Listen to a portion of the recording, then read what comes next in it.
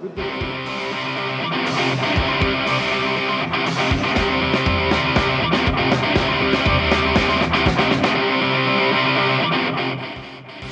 sa recreational o aspiring badminton pro, paano kung merong robot na pwedeng tumulong sa training?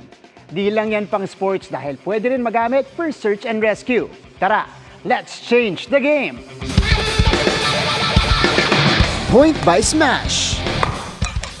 Score via kill. If you know, you know. You just heard some badminton jargons dahil for today's video, sasabak tayo sa one-on-one badminton training. With 21-year-old Isabel Amora, ang current first placer sa women's singles category sa larangan ng esport na badminton sa bansa. Ang sikreto ng kanyang karera? Consistency pagdating sa training. 10 years old pa lang po ako, nagbabadminton na, tapos 11 years old po ako, doon na yung nag-training na po ako ng seryoso. Isang araw, hindi ka makatraining, malaking bawas na po yun.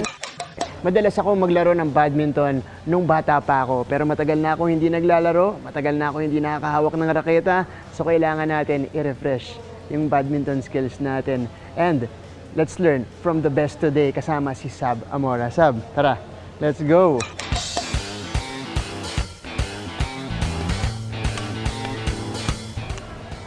Wala, bano? Okay, here. Ayaw niya ng easy. Hindi, biro lang. Okay. Pero ang saya. Kasi nare-refresh yung ano natin. Yung galaw. Ayan, may serve na ganito. Yung medyo, ano yung underhand ba yan? Ah! Yes! Hindi, ah! Galing. Pero what if may robot na pwedeng makatulong sa training ng badminton players like Isabel? Game raw makipagsabayan sa tao ang combo ng vision, movement at arm control ng robot na dinevelop ng Swiss-led researchers mula sa ETH Zurich. This allowed the reinforcement learning algorithm to automatically balance between the robot's agile motion and the reliable perception. Binubuo ng perception noise model at real-time camera ang robot na ginawa sa tulong ng Artificial Intelligence o AI.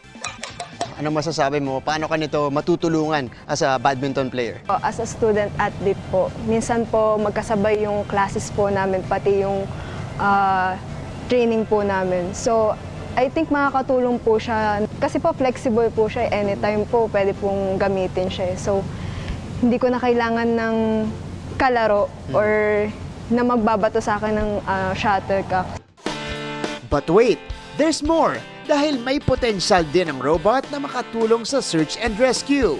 So we use the quadrupedal robot platform because it's a generic platform that can also be used to carry out other tasks like search and rescue and going up and down the stairs because it has legs.